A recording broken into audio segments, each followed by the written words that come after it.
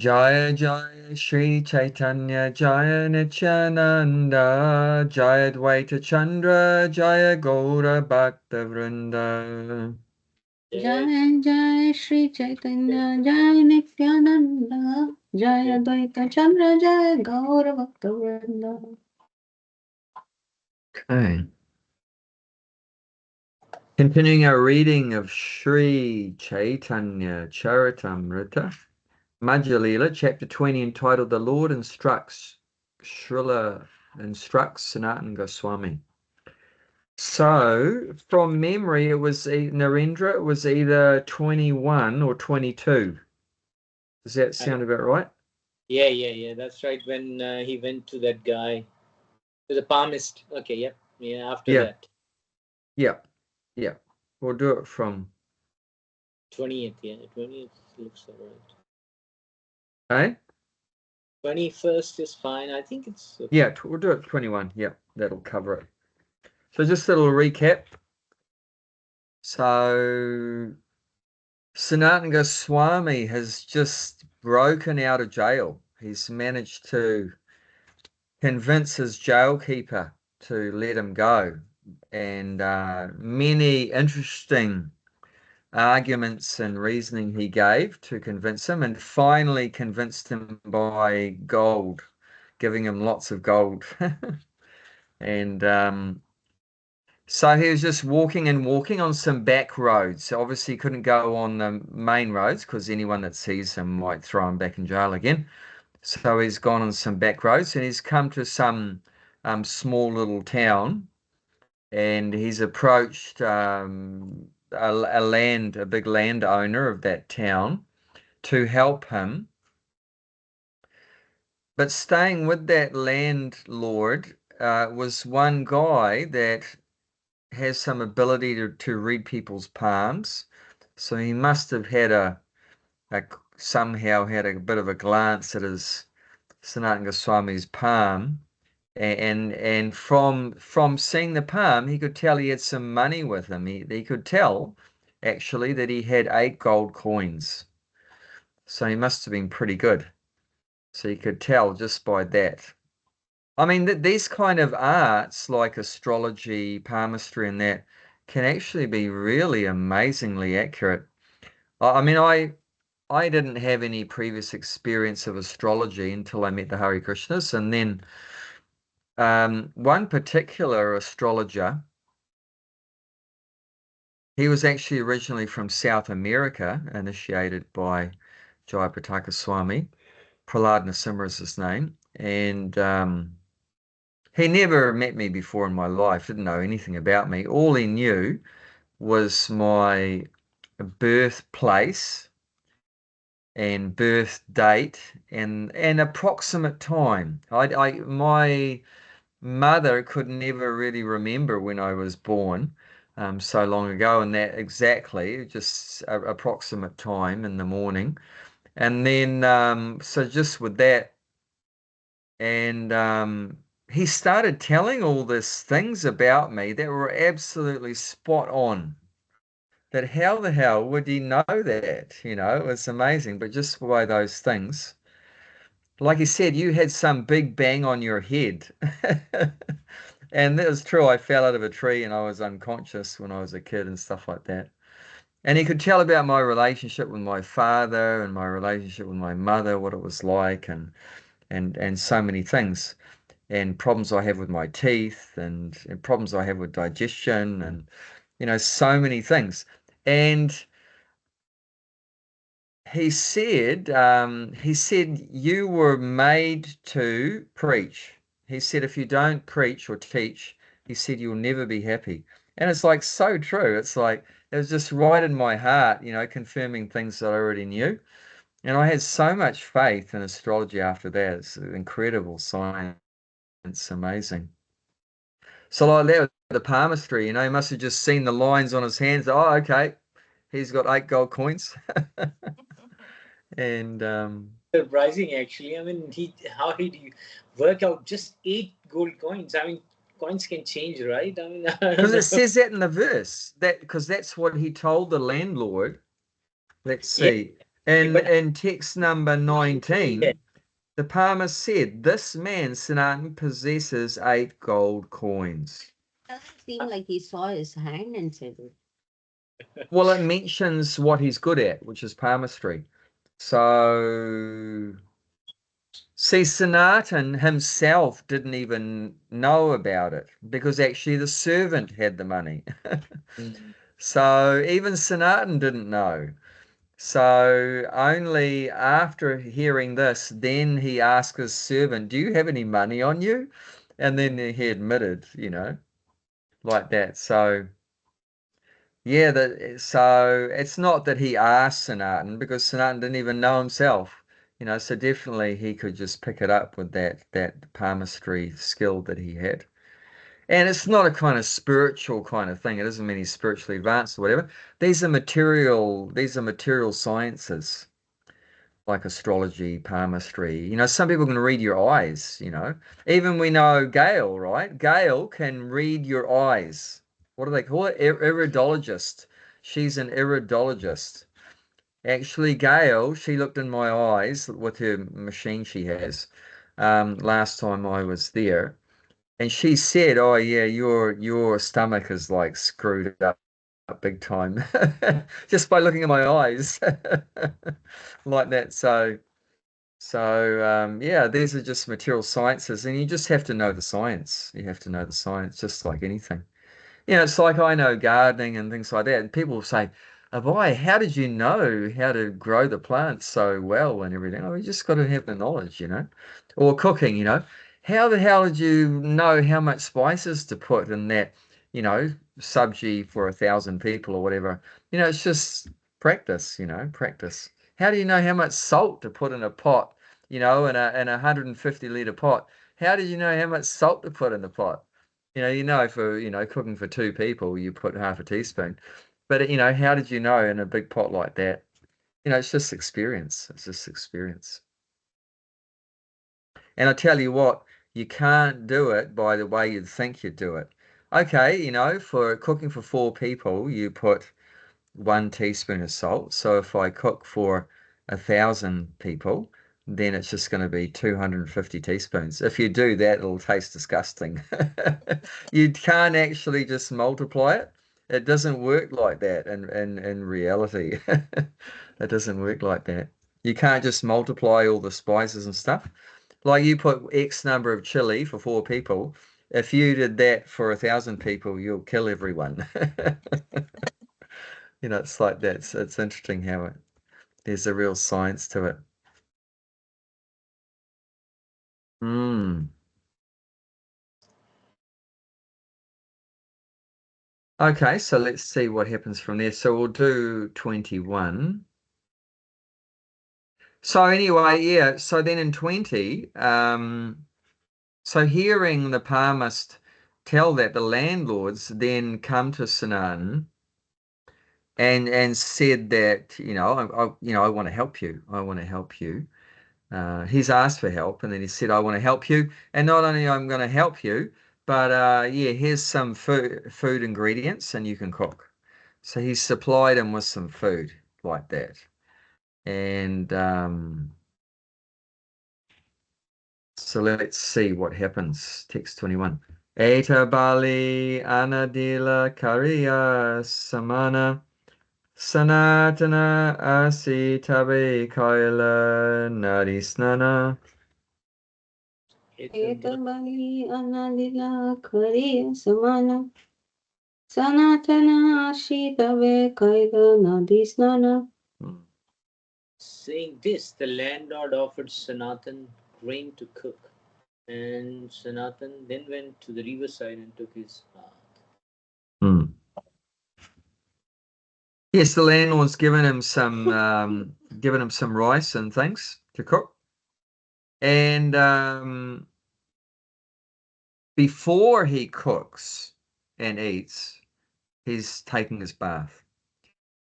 In Vedic culture, if you're going to have a bath, you'll do it before you cook and eat. You won't do it after you eat.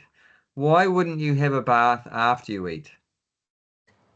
Well, I think it's because the all the energy is going toward to digest the food, and if you put cold water on yourself, you're basically your digestion will be affected because the heat in the stomach will be reduced because the Yeah, body will try to that's warm. exactly right.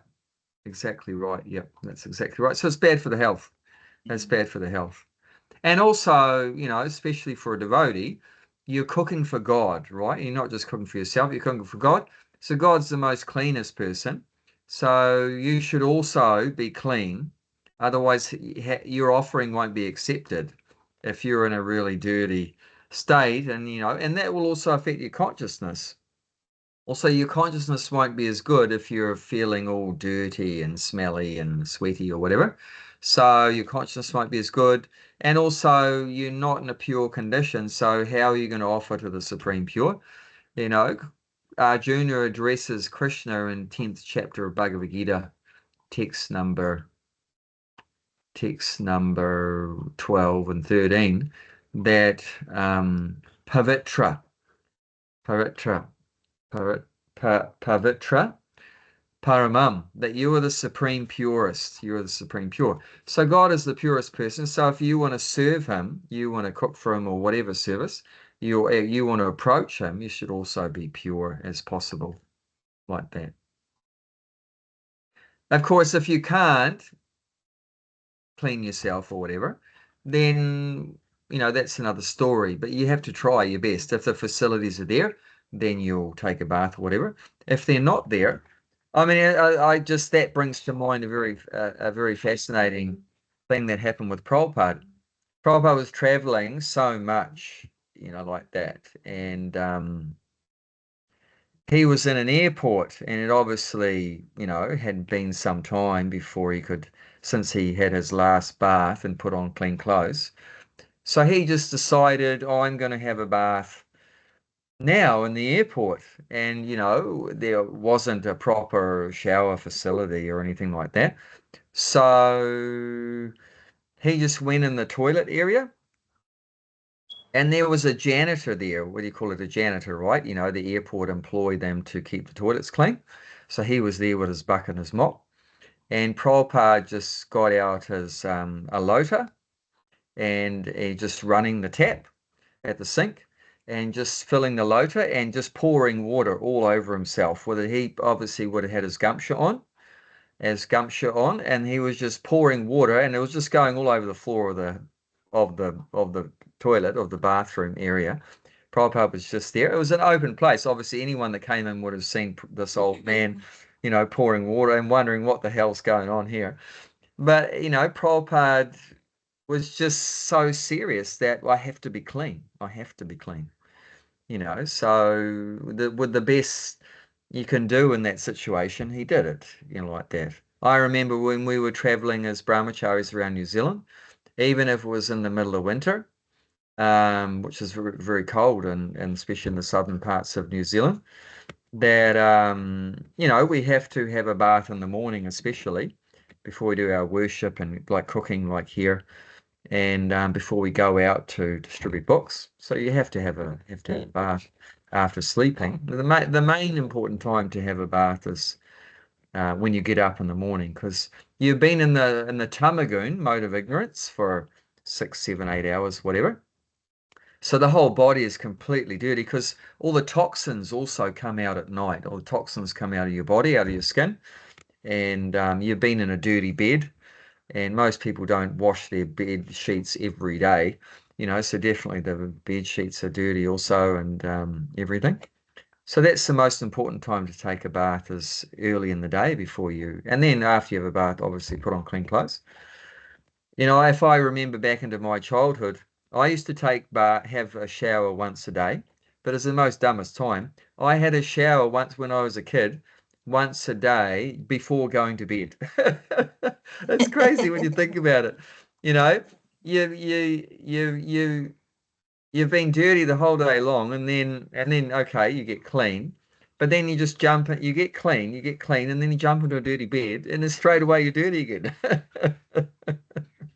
It's actually not very good. Of course, like now, if I'm doing gardening, if I'm doing gardening, I do get dirty during the day a lot, and my clothes are dirty, my body's dirty. And then I have a shower in the evening also before I go to bed. So that's quite similar. But you should have the early morning ones through. Not straight after, I mean, not straight before. I mean, after I come in from work, so whatever, 6 o'clock or whatever. And then I go to bed at what, 9 o'clock. So, yeah. So, but much more sensible to have it definitely once in the morning. It's said that um, in Vedic culture, a brahmachari should take bath at least once a day. A grihastha should take bath twice a day, and a sannyasi 3 times a day. That's the Vedic rules, depending on your ashram. So that's different ashramas: brahmachari, grihastha, sannyas ashram. Vanaprastha, I can't remember reading about Vanaprastha. Then they say 3 times. Yeah, and a brahmana also, so that's looking at the varna. So the brahmana, Jayanti is saying 3 times. Well, the brahmana generally be worshipping the deity. So if you're worshipping the deity, then yeah, definitely. If you're doing puja in the morning, midday, and evening, well, you have to take bath 3 times like that. And brahmana is a mode of goodness, so that, and the mode of goodness, you definitely like to be clean. You can't tolerate being dirty. One time Prabhupada was in Mayapur, and the whole group of them were doing a morning walk. Prabhupada did that for his health every morning, go for a good walk. So they walked past a toilet block, and a very horrible smell was coming out of the toilet block, which obviously everyone is smelling it. But nobody did anything about it. There's a group of whatever, 50 devotees, say, and I don't know exactly how many, but it was a big group, so I'll just call it 50. And they all walked past, and so they walked past. No one went there to do anything, clean that place. Prabhupada stopped, and then he turned around to all the devotees and said, basically, I can't remember exactly what he said, but he's basically said that I'm having serious doubts about whether it was right to give you all Brahmin, because many of them were Brahmanas, give you Brahmin initiation, because that smell was so terrible. And a Brahmana, a true Brahmana, cannot tolerate mode of ignorance, because a Brahmana means mode of goodness, right?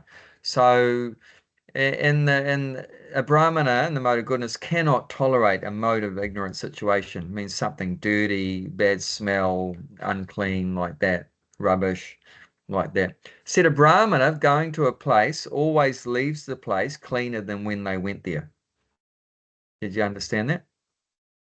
So wherever a Brahmana goes, it will be more cleaner after he leaves the place than when he arrived at the place.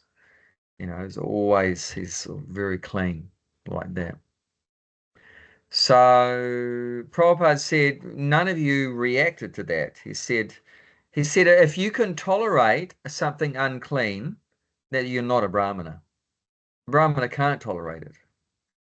If something's unclean, a Brahmana can't tolerate that. He just can't. He won't stay in that area, that place. He can't tolerate that. So yeah, it's just different modes of nature.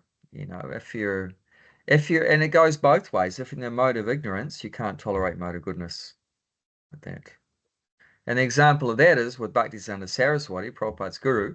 He sent some of his disciples to an Asian country, like I can't remember, Thailand or Burma or somewhere, and they were preaching, and they stayed in um, a flats, in an area of flats with lots of people around them. So they had one flat there. And they were cooking their prasadam and ghee and everything like that, their boga, and nice ghee. And all the tenants were complaining. What's that disgusting smell? It's like terrible. What's that smell? And we love the smell of ghee. It's like we make our own ghee at home. We boil the butter and make ghee. And the whole smell just fills up the house. It's such a nice smell. But these guys, they couldn't tolerate it. It's like disgusting for them because they're in the mode of ignorance. So ghee is in the mode of goodness. They're in the mode of ignorance. So even your nose is, everything is in the mode, right? These three modes cover everything in the material world. Your nose is either in goodness or it's in passion or in ignorance. Your tongue is in goodness, passion, or ignorance. Your body is blah, blah, blah. The house, everything. The time of the day. Like early in the morning before sunrise is mode of goodness time. Between sunrise and sunset is passion time. After sunset is ignorance time. So everything in the material world is controlled by one of these three modes, like that. So, and then on the other hand, so they couldn't tolerate the mode of goodness, but the ghee. But what they would do is they would have a pot and they would fill it with oil. And then anything that died in the vicinity, they would throw it in the pot. And then after things accumulated there and nicely bubbled and festered for a few months, then they would take that as like their pickle, their achar. All that rotten, decomposed stuff, just mix it up nicely. And they'd put a little dab of that with their meal, and have that there, all these dead things. And that for the devotee is like, can't tolerate that, mate. Can't tolerate that. So the devotee can't tolerate that, ignorant stuff, and the ignorant people can't tolerate the goodness, stuff like that. Many times the devotees face that neighbors would complain about the kirtan. It says, oh, what's all that horrible noise? And the devotees are singing Hare Krishna, but the non-devotees in the mode of ignorance, oh, it's horrible, stop, stop. And they're playing their bang, bang, boom, boom, crash, crash, bang, bang, boom, boom music, and the devotees can't tolerate that, so it's just opposite. And there's a verse in the Bhagavad Gita that talks about that, saying what's daytime Yeah. for the transcendentalist is night for the conditioned soul. Yanisha Sarva. Yeah, anyway, you have to say that. And then do you know where it is, the verse? Second Yeah. chapter, I think. Second chapter. You can look it up if you can. You know the line, so just look it up. Yeah, what's daytime for the transcendentalist is night for the conditioned soul. And what's daytime for the conditioned soul is night for the transcendentalist. And even in times of waking and that, when the devotee gets up in the morning, sometimes the non-devotee is going to bed. We might get up at 4, they go to bed at 4. And we go to bed at, say we go to bed at 9, and they, get up at then, it's like it's all back to front, it's completely opposite. That's 269 in the Bhagavad Gita. So basically completely opposite kind of lives like that. Does anyone want to say anything about any of that? No, that's good. All good. All good? Okay. Yeah, so that all came about because we talked about it. So he took a bath before, before he, so he wants to be clean. It's also good for his health, like that. So everything in Vedic culture is very scientific. There's important reasons why it's done. We might not know why, but there is a definite scientific, it means there's good benefits by following it. You might not know why, but it's good to know why. And I'd like to say that too. It's important to say that why don't these kind of Vedic, principles and etiquette and rules and that get followed much anymore? People don't follow them anymore. One of the main reasons is because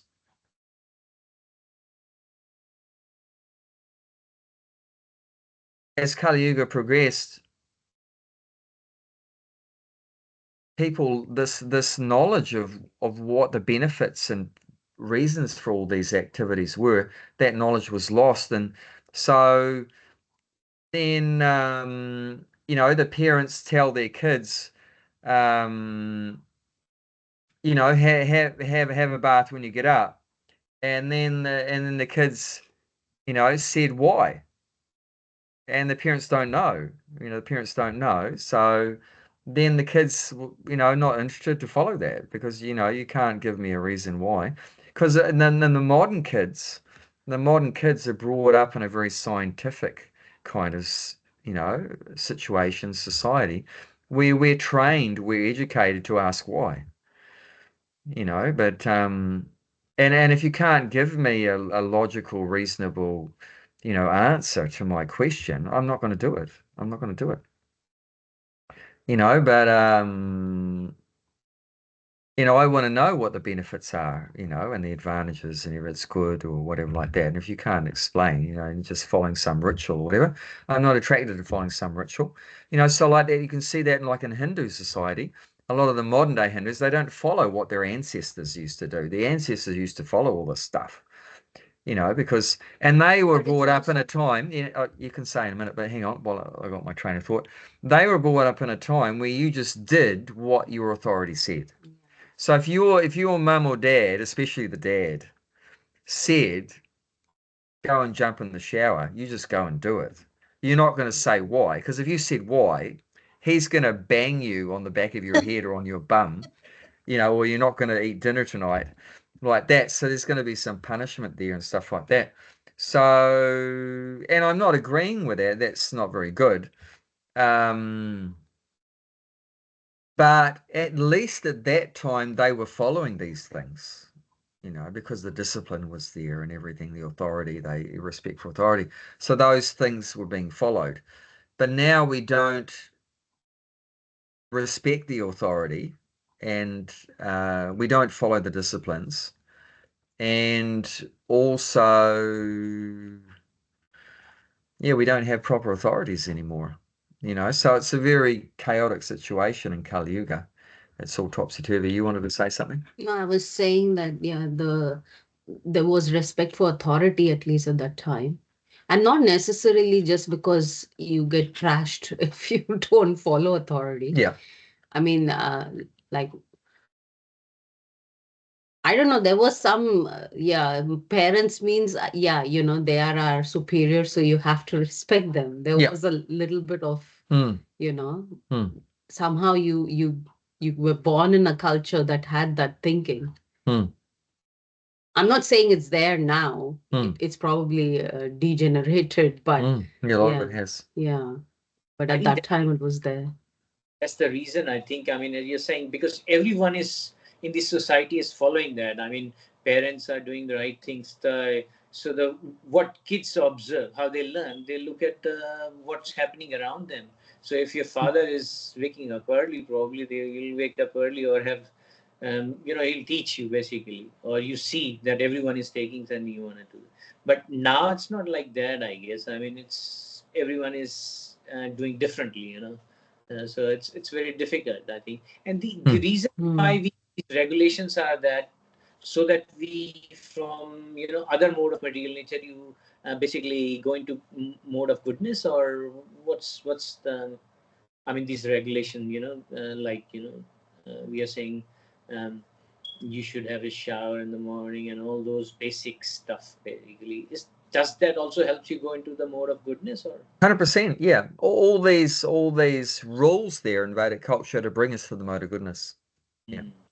Because 100% guaranteed that, that automatically we'll be in ignorance and passion. That one, you don't have to teach that. That's going to automatically be there. We're attracted to the ignorance and passion. But you have to have some, rules and guidelines to bring us out of that into the mode of goodness. So the Vedic culture will teach all these, get all these principles to bring us in the mode of goodness. And to progress. I mean, automatically you'll sleep in, but there's a rule that you have to get up, like that. You don't need a rule to tell you to sleep in, because I mean, that's automatically going to happen. But you need a rule not to sleep in, and to get up early in the morning, and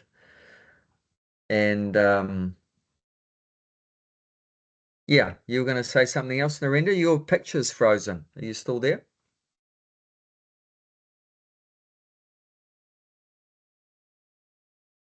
They're all frozen. Are you there? Can you hear me? I can't hear anyone. Can you hear me, Paper? I can hear you. Yep. Yeah. You're I still with didn't us, know what- Narendra. But now, then your voice just cut out, Bhakti Miller. So there's some bit of a problem there. Your phone's internet's off? Caitanya, Caritamrita, but I'm not doing anything. Oh, He's gone. gone. As you turn your internet off. But Caritamrita. yeah, it should still be there. You don't. Once you're in there, you won't need the internet, will you? Because I don't have Gita base on this. I know, but it'll still stay on the screen. Next one I have to move means I need Okay, to anyway. Okay, It might but not be, it's it might be his, might be something with his thing. Anyway, he'll probably turn up again. Maybe, yeah, something at his end, because it's obviously working between us and Bhakti Mala, so that should be our stuff is okay. Let's see what happened. Will you read this here? And so yeah, he's going to take his bath and then he'll cook. And then do you want to read the next one? 22, Bhakti Mala? Yeah. Because Sanatan had been fasting for 2 days, he cooked the food and ate it. However, having formerly been a minister of the how do you say that? Nawab. Nawab. He began to contemplate the situation. Yeah. So the Nawab is the Muslim king he was working for. So he used to be the minister for the Muslim king. Nawab Hussain Shah was his name. So yeah, he at that time India was being ruled by the Muslims, going back 500 years ago. And Sanatan Goswami, Rupa and Sanatan were born they were Brahmins, Hindu Brahmins, but they had ended up because they were so intelligent in that the Muslim king obviously grabbed them and took their services. And so he escaped from being a minister. But in working for the Muslims, he learned all about politics. Because, as soon as you're dealing with... Okay, here he comes. Good.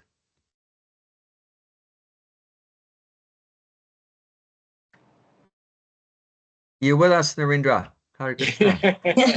Yes, something went wrong with the internet or something. Yeah. Okay, that's all right. Even the internet was affected by the mode of ignorance.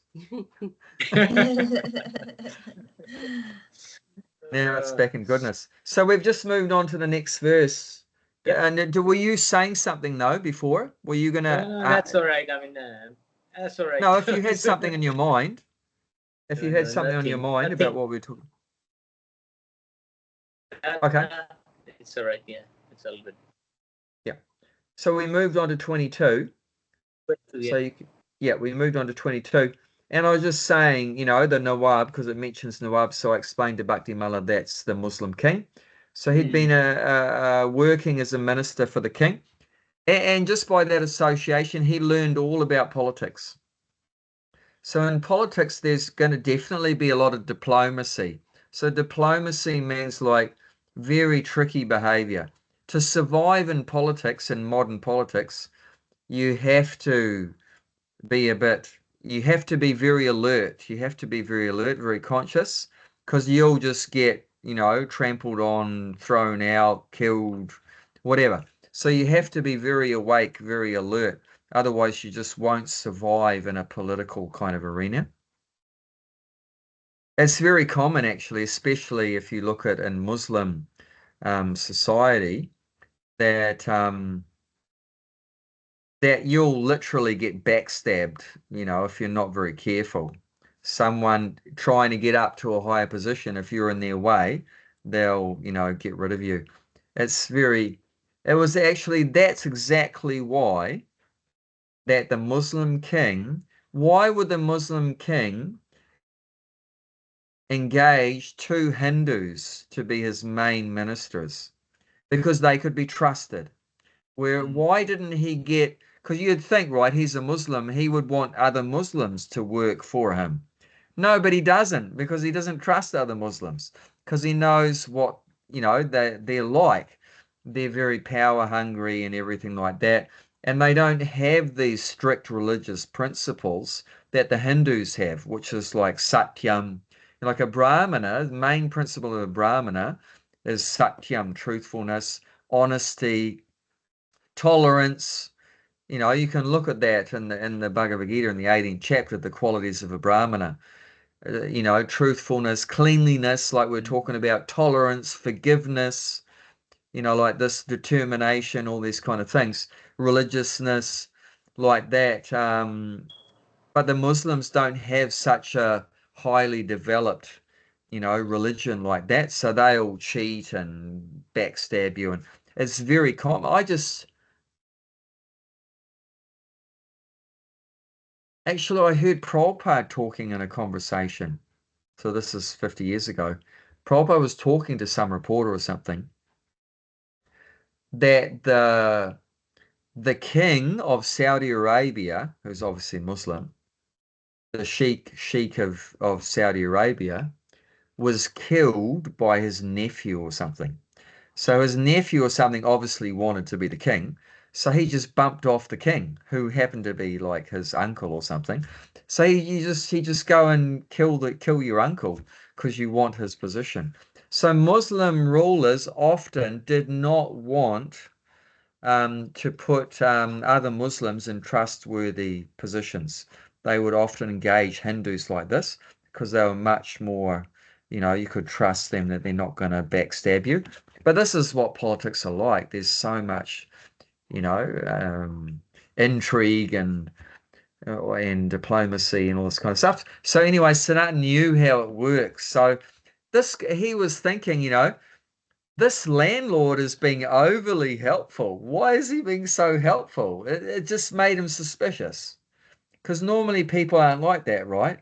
That, you know, they're just want to falling over themselves to try to help you. You know, if someone does that, you think, wow, it's really weird like that. Because, you know, normal materialistic people are not like that. Actually, you know, you can see, I've seen it. Sometimes non-devotees get really, can actually get suspicious of devotees' behavior, because the devotees, as you know, they're just so nice, and then the non-devotees, when the devotee is like serving you hand and foot, can I give you more food? Can I give you more food? You know, what can I get for you? And they're just always wanting to serve in that, and the non-devotees just can't figure out what's going on because no one else does that. No one else does that. Prabhupada trained the devotees that he said that when someone comes to a Hare Krishna's temple or center, they should feel so much love from the devotees that they should think that I don't get this treatment even from my own family. And then he said they should think I don't want to leave. And in many cases that happened, especially in the early days. In my case, that happened. I met a devotee outside of a temple on a farm. He invited me to come to the farm, and I went there, and I didn't leave. That was it. I didn't. It was awesome. It was just the best food and the nice people. I can still remember the first devotee I met that was fully dressed in the, you know, the traditional clothing with the dhoti, and he was saffron, and he was actually Maori, like dark skin Maori, and bright, clean. I talk about clean. I'd never seen anyone look so clean. You know, just such bright, clean, beautiful clothing and freshly shaven. Like his head was clean. You know, everything from his toe to his head was clean. And the tilak really stood out on his head because Maori, right? So darker skin and beautiful white tilak going right up his forehead. I thought, man, is this as I've come to heaven? This is an angel. This is like an angel. And I was like, I was just thought, have I just landed on another planet or something? It's just I've gone to heaven, you know, and I wasn't a Christian or anything, but it was so heavenly experience. And the food, I mean, the first time I had the prasadam, And I couldn't believe it. The temple president, like the most senior person in the whole community, sat right next to me while I was eating. I was so honored. I felt so honored. I just felt so much respect and love and everything. And I just decided, okay, I'm moving in. I'm not going. It's just like that. So Prabhupada, that was the mood that Prabhupada, a lot of devotees mention that in the very early days, especially when Prabhupada had come from India, most of the devotees could not understand his accent. He's giving class, whatever, but very thick Bengali accent, whatever. They're, New York or whatever, Americans, they couldn't really understand a lot of his words. But that wasn't an obstacle because they just felt his love for them. It said that in the beginning, because none of them knew anything, right? So they don't know how to cook, they don't know how to serve, they know nothing. So Prabhupada in the early days, he cooked all the feasts and he served out all the feasts and he cleaned up. Can you get this? He cleaned up after it. He washed their plates, washed the pots, cleaned the room. They are so dumb. Talk about mode of ignorance. They're so dumb they can't figure out, maybe should I do some service to help this old man? So the old man, Prabhupada, he was 70 years old. He was serving all these young hippies who are like 15 to 20, 25 max. He's doing all the work. And only after they got purified a bit by regularly taking prasadam and hearing the holy name, some of them came forward, said, "Oh, Swamiji, is there anything I can do?" Oh, duh. So they eventually started doing it. And Actually, then there's there's in the Leelamrita, he's saying one time that I'm not sure, Harry or somebody, that guy comes and he says, "Oh, Swamiji, can I help you?" When everybody's left. And then Prabhupada says, "Oh, I was just," he says, "Thank you." And he says, "I was just praying to Krishna.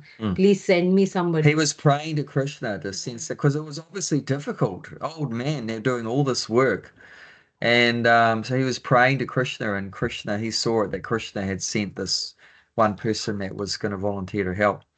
But they're just so ignorant through drugs and, bad habits. And many of these people, they wouldn't even have a bath for days, Oh, and I'll give you an indication of what it was like, like and even in Britain and stuff, we think this is very highly civilized, right? UK and everything. But in Britain, and that was mentioned like going back, like 100 years ago, there would be one bathtub in the house, and then they would fill it up, and then the father has bath first, then the wife has bath second, and then the oldest kid has bath third. It's all in the same water, and it's got like 10 kids. You wouldn't want to be the Is last that kid. true? Oh my God. It came, the Yes. saying came, Yeah. don't throw the baby out with the bath water, Yeah. because the water by then is so dirty and the baby's washed the last. Can you hear that? Are you hearing what she's saying? Is it? So the You can hear that. I It's can't far believe out. it. I mean, I can't believe it. that's what they impossible. say. That's how that saying came. Don't throw Yeah. the baby out with the bath water. Because it'd be so Yeah, dark. because the baby is the last one who gets the chance to take the bath. So the water's dirty by then. And I tell you what, this will blow your head off if you don't already know. Do you know how perfume came about? I think probably they smell after. To The avoid French, Yeah. the French, they hardly ever took a bath, so they just stunk so much. Then they created perfume to cover over all their bad bodily odor. I mean, just so much in the material world is just so much ignorance. Oh my God. And I mean, this Vedic culture is like saving us from all this rotten, completely rotten life. It's crazy. It's completely crazy. And yeah, where were we? We were talking about something. We were talking about something else. Oh, we're talking about, yeah, Prabhupada was serving everyone and like that. Amazing. Serving everyone. Yeah, and that's how I brought it about that you know, so much, just like Sanatan is suspicious. He's suspicious. This guy's just too nice. This landlord is too nice. So also people sometimes get confused when because they've never experienced someone, you know, with such a, you know, nice, you know, service attitude. You know, if they meet a devotee and they get overwhelmed sometimes. This person's just so, I've never met anyone so nice, so friendly. And then sometimes they get suspicious. Does he want to get something out of me? He's doing all this for me. Maybe he wants something. But eventually what they realize is they never ask me for anything. You know, they just keep giving, keep giving, keep giving. And Jodie, sometimes she criticizes me that, boy, you just give everything away. You're just giving everything. But I can't help it. That's the way I was trained. That's the way we were trained as brahmacharis. You just give everything. If someone wants the skin of your back, you'll give that too. Yeah, You know, we were trained to. Brahmachari. You're not brahmachari. I know she Brahmachari says, "Well, I'm not anymore. brahmachari now. I'm a grihastha." You know, but that's the culture. Yeah. And yeah, you know, so, but I tell you, it's like it's very attractive, you know, for the conditioned soul like that. And when they realize that this person's not just doing it to try to get something out of me, but he just genuinely loves me, you know, and genuinely cares. And that, if we have that mood, I tell you, the Krishna conscious movement will spread like wildfire. You know, and if you don't have that, then it's not going to go very well, you know, because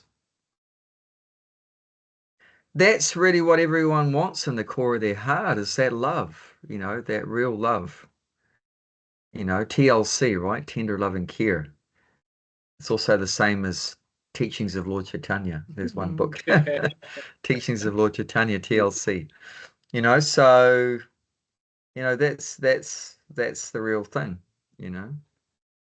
Lord Chaitanya was traveling throughout, you know, India, you know, just chanting and dancing. He was just radiating love, and people would just surrender to him on the spot, you know, thousands and thousands and thousands of people. You know, people, if they heard that Lord Chaitanya was coming to their area, everyone would go there. And there'd be so many people, there'd be like millions of people going to just glance, get a glance of him at his beautiful form, just radiating this love. It said there'd be so many people going that the whole forest would get destroyed because there's so many people walking through. All the trees would get broken and all the soil land would get dug up. And if they had to cross a river, the so many people would go on the boat, would overload the boat would just sink.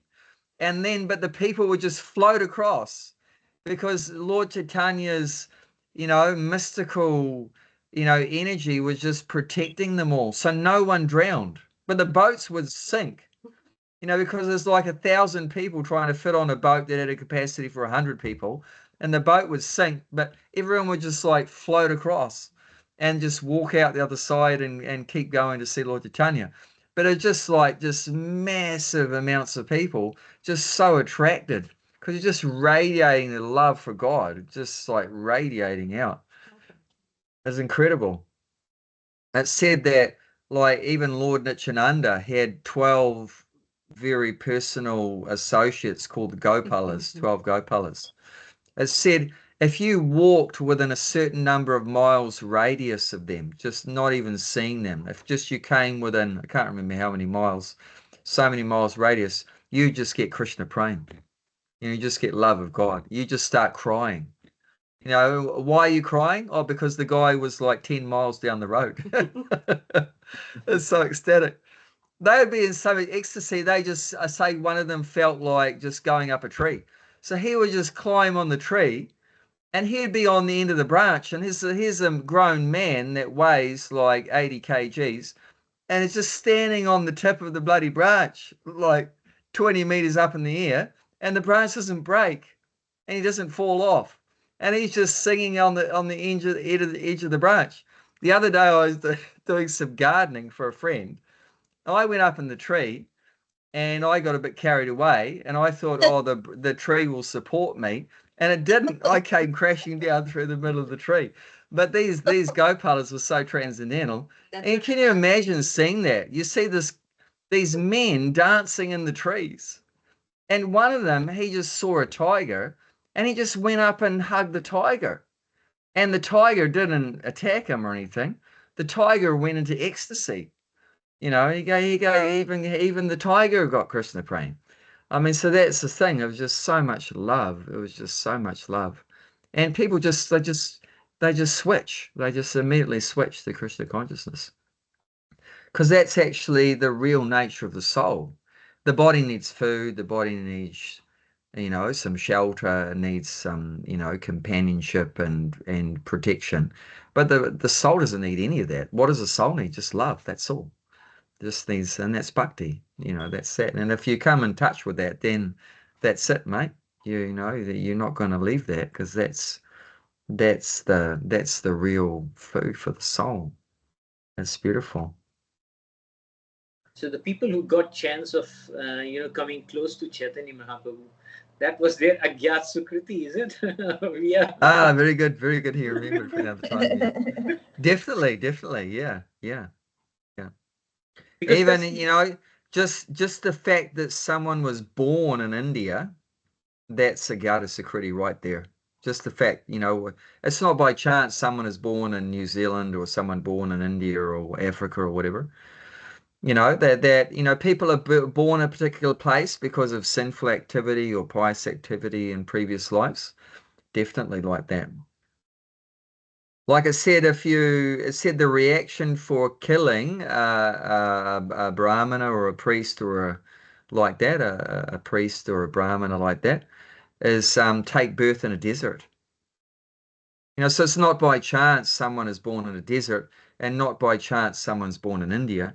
So there's someone done some previous, you know, pious activity, then they'll take birth in India. Why is it regarded as uh, pious result to be born in India? What's the benefit of being born in India? The benefit of being born in India is that there's Vishnu temples everywhere.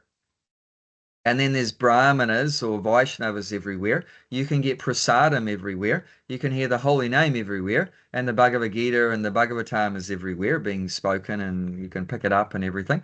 So you get so many further opportunities to further your advancement.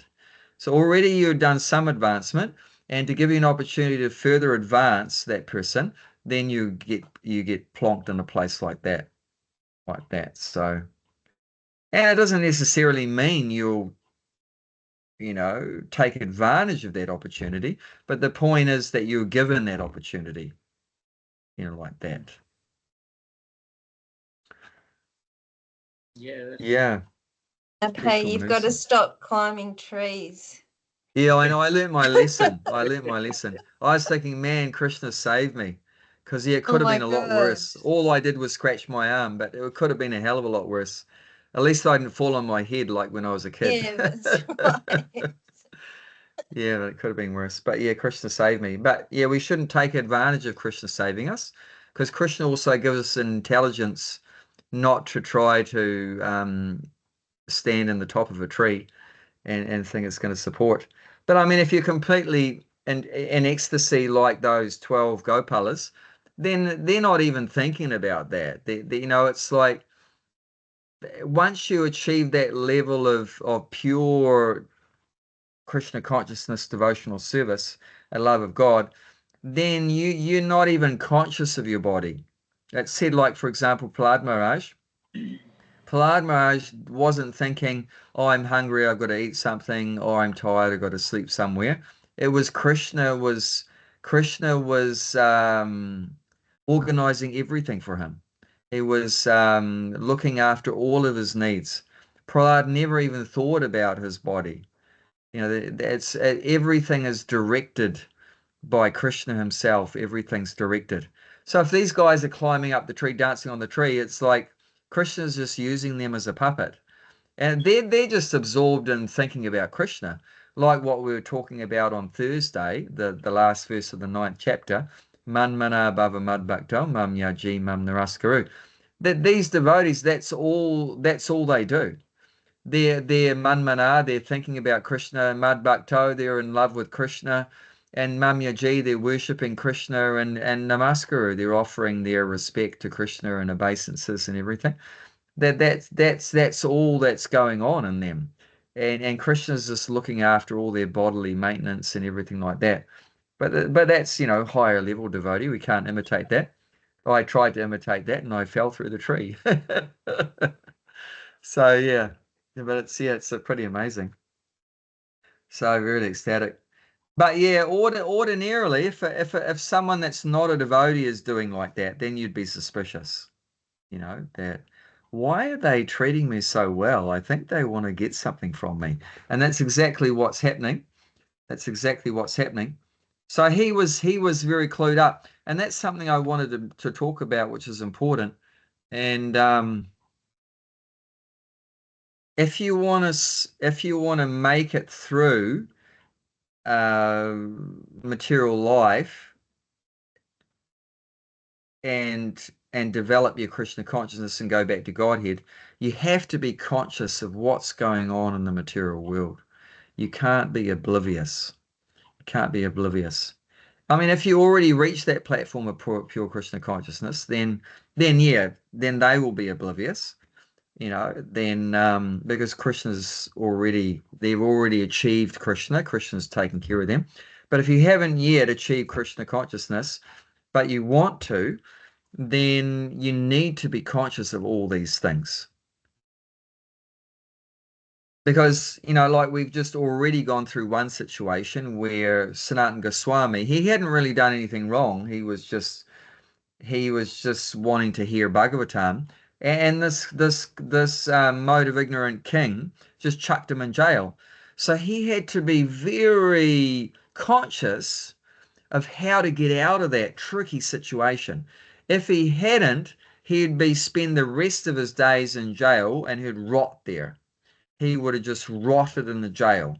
But he had to be very clever and use his buddhi, his intelligence, and all his faculties how to get out of that difficult situation. Now he's in another difficult situation. It's going to be revealed in the next few verses that the landlord was just about to, when he went to bed that night, he was going to have his henchmen kill him. His henchman was going to kill Sanatan and his servant and take those 8 gold coins.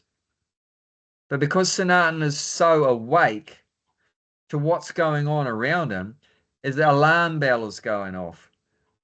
Now, this guy's being too nice to me. He's wanting something from me. And then I don't have anything, but maybe my servant has something. And then he asks his servant, yeah, he's got 7 gold coins. Like that. So that's only because he was alert and conscious that he could get out of this, and he managed to escape. And then what he's going to do, before the guy can kill him and take the money from him, he's going to offer it to him. He's going to I'd like to give you this money. And the guy said, well, it's very lucky that you gave me the money. And he admitted it. He said, it's very lucky that you gave me this money, because if you didn't, I was going to kill you tonight. He actually says afterwards that I don't want that money.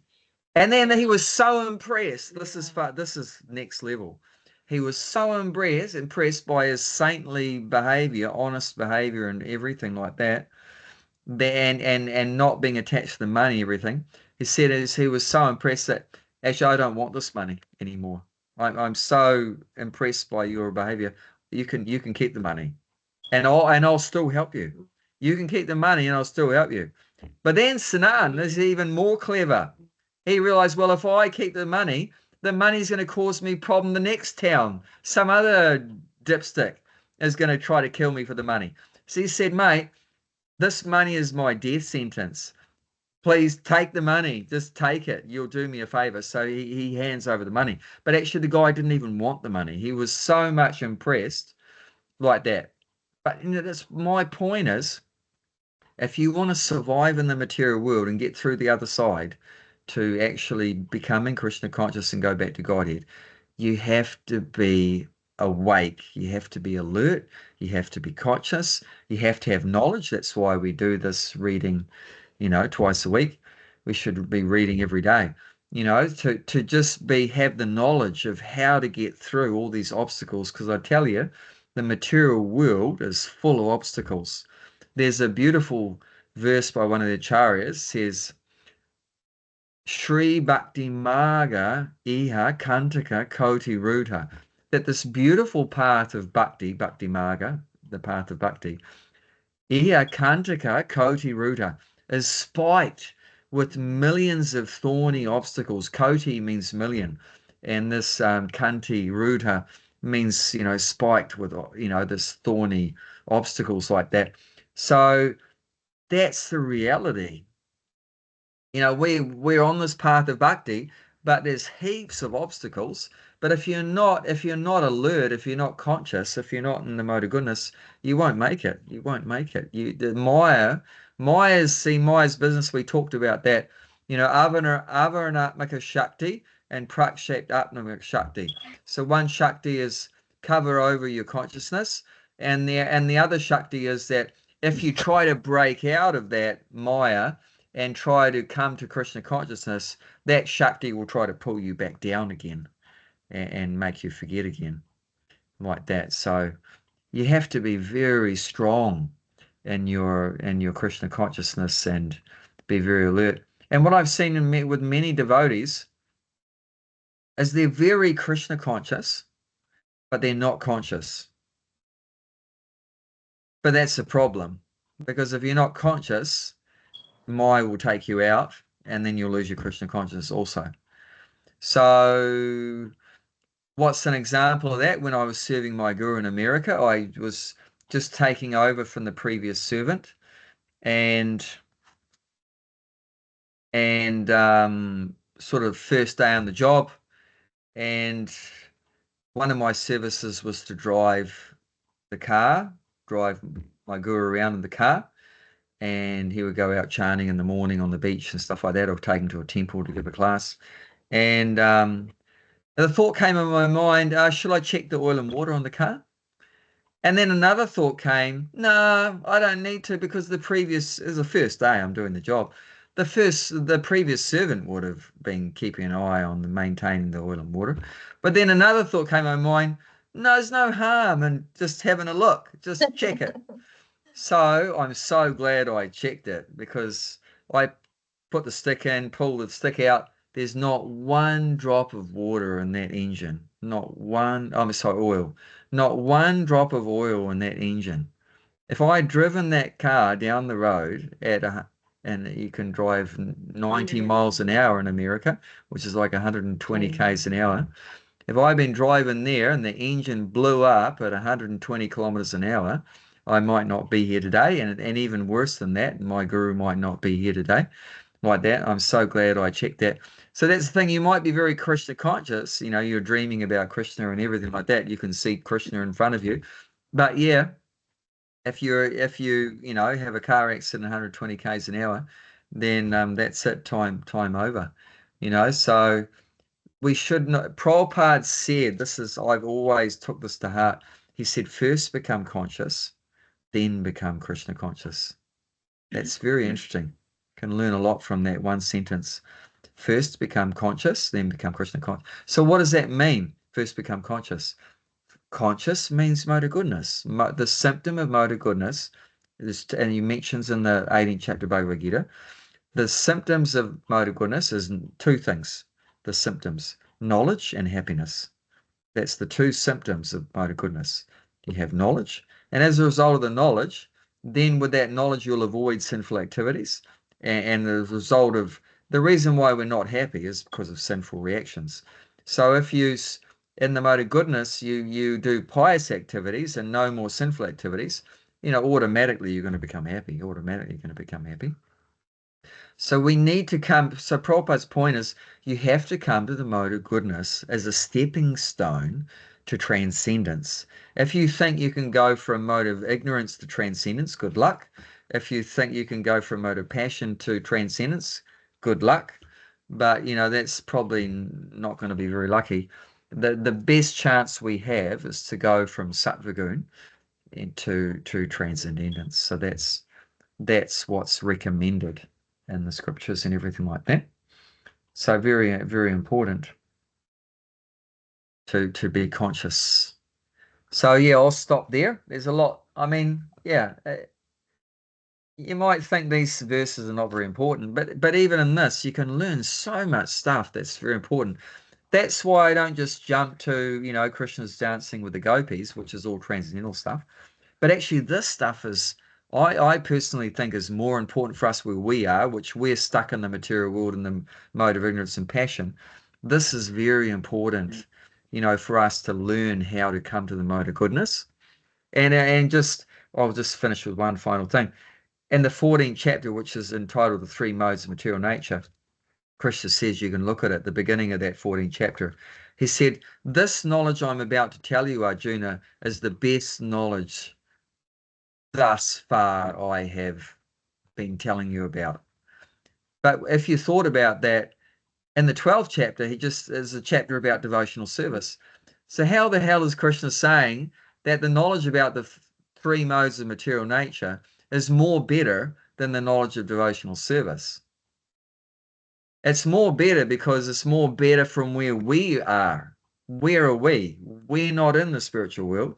We're in the modes of material nature. So that knowledge is more important for us right now to understand the modes of material nature and how they work and everything in order for us to achieve the, you know, the spiritual platform, you know, like that. And we see when we neglect to understand how the modes work and everything, then we get ourselves in very difficult situations.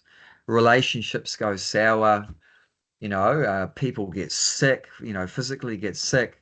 You know, so many problems we have physically, mentally, intellectually, you know, spiritually, we don't reach because we don't get these things sorted out. So it's very important we can learn a lot from, you know, even like how he's dealing with this crooked kind of, you know, materialistic person. How is he dealing with him like that?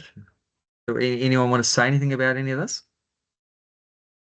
I was thinking that, is it because he was so pious, or in terms of that, or surrendered to God as well, Chaitanya Mahaprabhu basically. So as we say in Bhagavad Gita, I mean, God gives you, and I think 10:10 says that Yeah, it gives Gulshan's favorite verse. intelligence to handle things. The other way I was thinking is that if you are totally surrendered, I mean, total surrender, then he will take care of, then he will guide you, you know, things will happen automatically. But Yeah. to surrender 100%, I don't know. I mean, that's probably, it's not, maybe it's not for me because I'm not 100% surrender. To just follow, you know, the guidelines of Paramatma or Krishna in a way, through him, you just, you know, you don't resist and you just flow with it, or that kind of thing. He just, perfection through bhakti yoga or something, you know, just, you don't need to worry about all those things. It just does for you. And so, I mean, it's that, because in case of Sanatan, he was a devotee. I mean, he was like super devotee. Yes. So maybe he was being helped. You have to be a bit diplomatic. 100% is being helped. Yeah. So I mean, but then the thing is, Krishna's trying to help you, everyone, but who's accepting his help? so when you surrender, that means you're accepting his will. I mean, then you are not saying, then your ego is not there, right? It's like when you say, I'm doing this, that's my ego. But when I'm surrendered, I'm leaving it to Krishna to guide me, kind of a thing. I mean, I'm just thinking in that term, that he's guiding me. So I don't need to worry about how do I think. He will put everything, as you said, sometimes God puts something in your mind to check the car, you know. Yeah. It's, you think you are doing it, but probably God put it because you are so dedicated to your guru. He put that in your mind, that do that.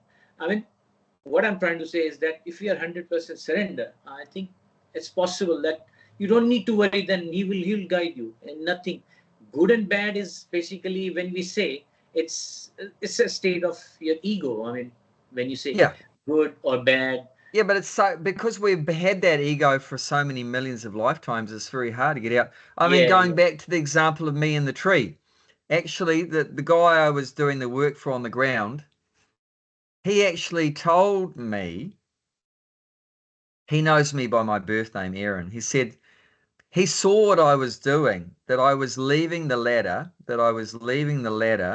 to try to just float in the top of the tree. He said, don't do it. Just we'll get it from the other side. I didn't listen. I didn't listen to his advice. And I was thinking, no, this is going to be easier for me just doing it from here. Just try to get off the ladder on that. You know, it was probably Krishna trying to help me through him. You know, Krishna was probably trying to help me, giving me the advice, don't do it, don't get off the ladder. But I didn't listen. You know, so that's the thing, you know, we have to become more conscious. Krishna is trying to help everyone, but usually the problem is we don't listen. You know, people are, in our heart, we get some, you know, prompting or from other people outside of us. But many times, you know, because of false ego, we don't listen. And then we pay the price, whether it's, you know, falling down on the ground or, you know, so many other things that happen to Yeah, us.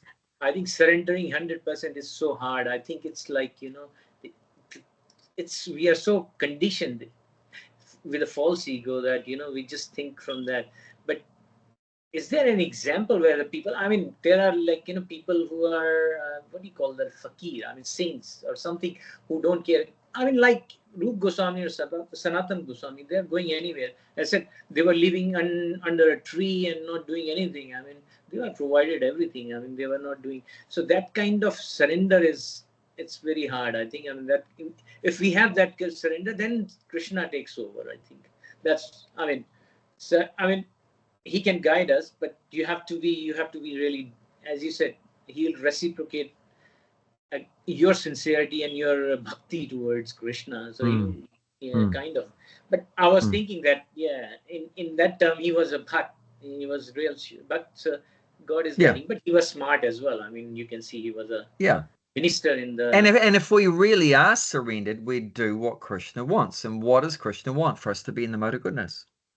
Krishna wants us to be in the mode of goodness like that. So if we are genuinely surrendered, then we should follow all these principles and, you know, trying to be conscious, having knowledge, thinking carefully about the situation before we act.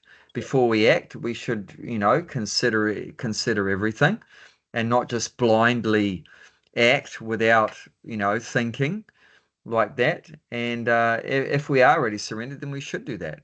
Then we should do that. Yeah. And Bhakti-Mala, anything comes to mind you wanted to mention? Just happy to listen tonight. Thank you. Oh, that's good. Lovely to have you Yeah. with us on a Saturday. Yeah. Nice. Well, All right, I think, yeah. Thank you very much. Hare okay. Krishna. Thank you. Hare Krishna, everyone. Thank you. Okay, you all take care. All the best. We look forward to seeing you again soon. How's everything at your end, Bhakti-Mala? Oh, okay. Go on.